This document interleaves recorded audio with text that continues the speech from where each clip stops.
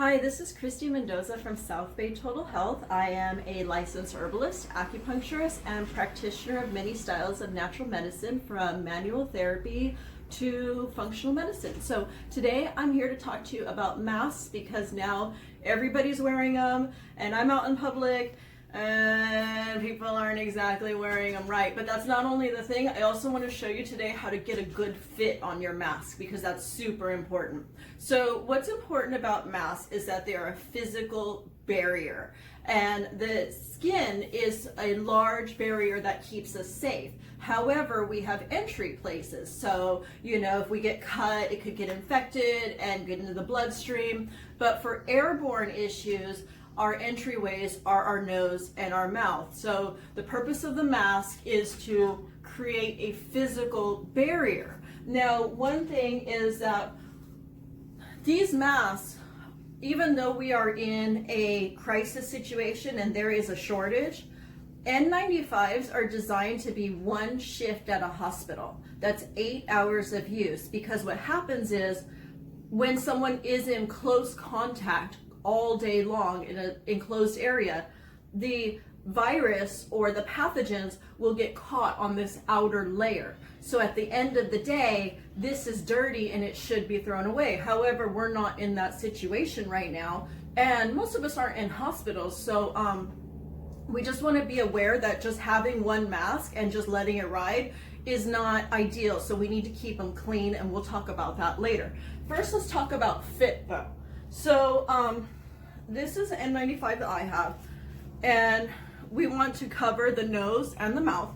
So when you put it on, it should go around the ears, and see how there is a tight fit? See that?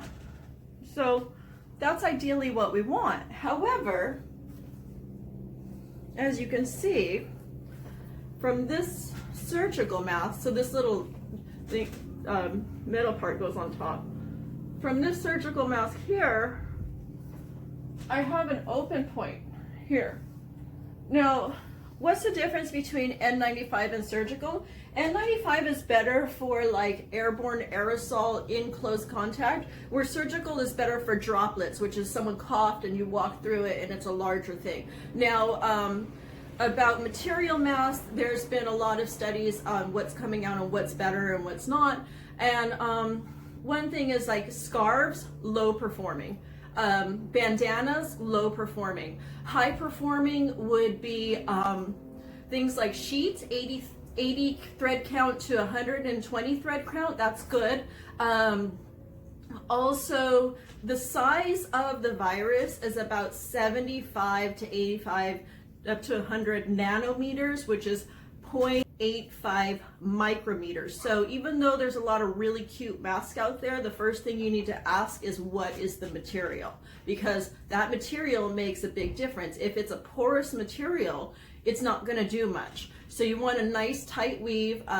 Natural fibers are better than synthetic because they're rougher and they'll grab more, where synthetic are smoother. So our great leader said scarves would do very well. Don't listen to that guy. He doesn't know what he's talking about.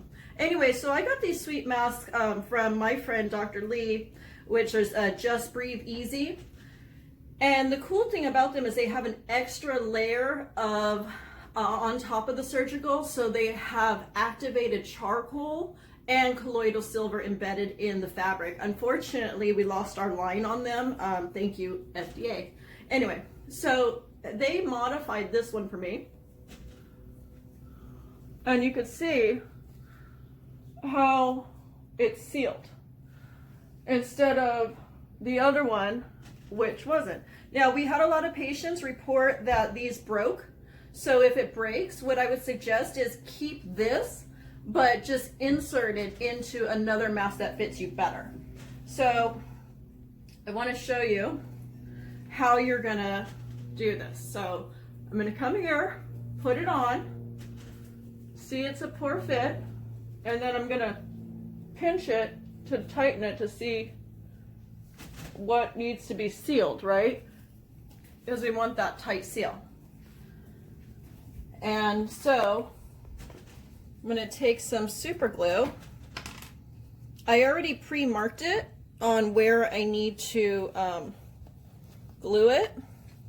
And then I'm just gonna put some crazy glue here. In those pre-marks, see I put lines there where I needed to pre-mark it. And then hold it and seal it. Pretty easy. You can do the same with a glue gun. You get it, I don't really need to show you.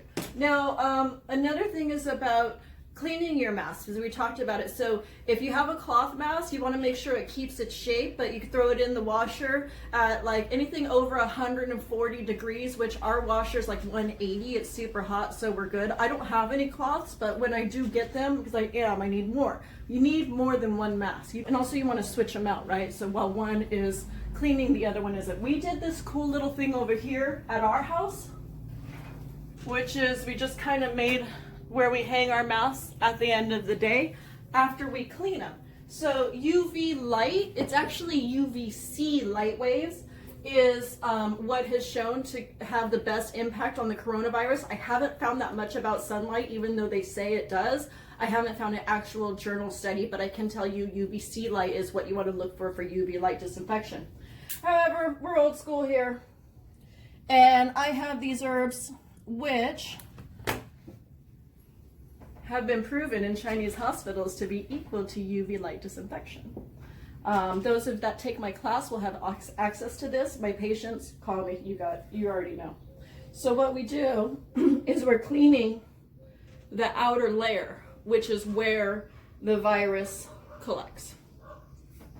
So I want to do that for like 5 to 10 minutes at least, because we know the virus is heat sensitive, and these herbs in particular have these antimicrobial effects. So that's how I'm doing it. I clean it and then I hang it in the sun.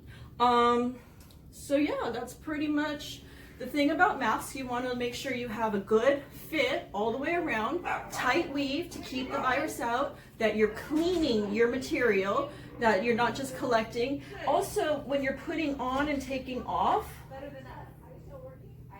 that you are removing from here and then putting it in a bag. You're not touching this, okay?